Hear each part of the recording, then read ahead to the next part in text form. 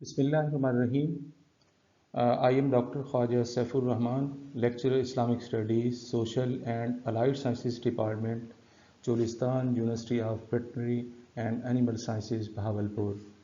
میری آج کی پریزنٹیشن کا ٹاپک ہے مدر ملک بینک کے قیام کا شریعت اسلامیہ کی روشنی میں تحقیقی جائزہ. سب سے پہلے ہم مدر ملک بینک کی تعریف کریں گے. مدر ملک بینک سے مراد ہیومن ملک بینک ہے کہ مختلف خواتین کا دودھ اکٹھا کر کے ضرورت مند بچوں کی اس سے فیڈنگ کرنا مدر ملک بینک کہلاتا ہے. پاکستان میں پہلے مدر ملک بینک کا قیام پاکستان کا شمار ان ممالک میں ہوتا ہے جہاں اقوام متحدہ کے اعداد و شمار کے مطابق 1000 نومولود بچوں میں سے 54 بچے فوت ہو جاتے ہیں. عالمی ادارہ صحت کے مطابق ان تمام بچوں کو خصوصی طور پر 6 ماہ تک ماں کا دودھ پلایا جائے تو اس صورتحال کے پیش نظر پاکستان کے صوبہ سندھ میں جون 2024 کے پہلے ہفتہ میں اقوام متحدہ کے ادارہ یونیسیف کے تعاون سے پہلے انسانی ملک بینک کا افتتاح کیا گیا اور اس بینک کا افتتاح محکمہ صحت سندھ کی سربراہ ڈاکٹر عذرا نے کیا. مدر ملک بینک کے قیام کا مقصد اس بینک کے قیام کا مقصد یہ تھا کہ وہ بچے جو قبل از وقت پیدا ہوتے ہیں اور ان کی ماؤں کا دودھ اتنی مقدار میں نہیں ہوتا کہ ان کی غذائی ضرورت کو پورا کر سکے، تو اس ضرورت کو پورا کرنے کے لیے ان خواتین کا ریکارڈ اس بچے کے والدین سے شیئر کیا جائے گا جو اپنا دودھ عطیہ کرنا چاہیں گی. اور اس میں یہ بھی کہا گیا کہ کوئی عورت بچے کو براہ راست چھاتی سے فیڈنگ نہیں دے گی. عطیہ کیے جانے والے دودھ کو بیکٹیریا سے پاک کر کے فریز کیا جائے گا اور پھر ان بچوں کو ٹیوب یا سرنج کی مدد سے دودھ پلایا جائے گا. اور باقاعدہ اس بینک کے عملہ کو تربیت کے لیے ایران بھیجا جانا تھا کیونکہ وہاں ایسے کئی بینک کام کر رہے ہیں. اس منصوبے کا آئیڈیا ڈاکٹر جمال رضا نے دیا جو کہ Sindh institute of child health کے ڈائریکٹر ہیں. ہیومن ملک بینک کے قیام کا فتویٰ چند شرائط کے ساتھ 2017 میں دارالعلوم کراچی کے مفتیان کرام نے دیا.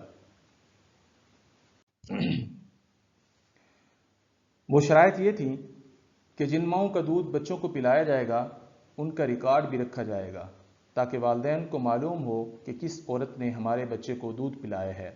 اور مسلمان بچوں کو صرف مسلمان عورتیں دودھ پلائیں گی چونکہ دودھ کا اثر ہوتا ہے. اس میں یہ بھی کہا گیا کہ ان بچوں کو یہ دودھ بغیر کسی معاوضہ کے پلایا جائے گا اور یہ دودھ صرف 34 ہفتوں سے کم عمر کے بچوں کو پلایا جائے گا جن کی ماؤں کے پاس اتنا دودھ نہیں کہ وہ اپنے بچے کو پلا سکے.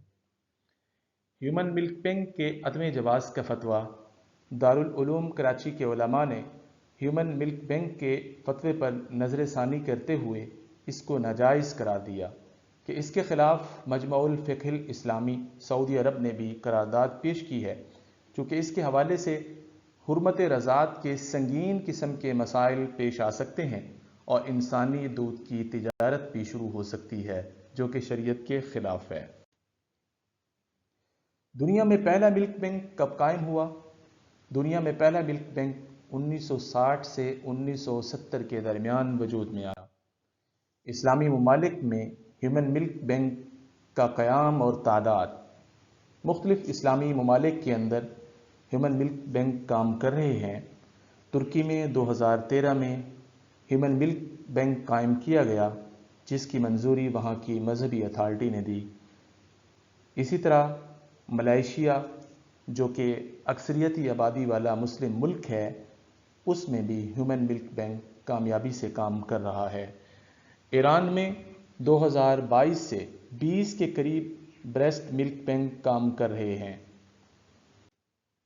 بنگلہ دیش میں 2019 میں ہیومن ملک بینک قائم کیا گیا تھا لیکن مذہبی جماعتوں کے احتجاج کی وجہ سے 1 ماہ کے اندر ہی بند کر دیا گیا.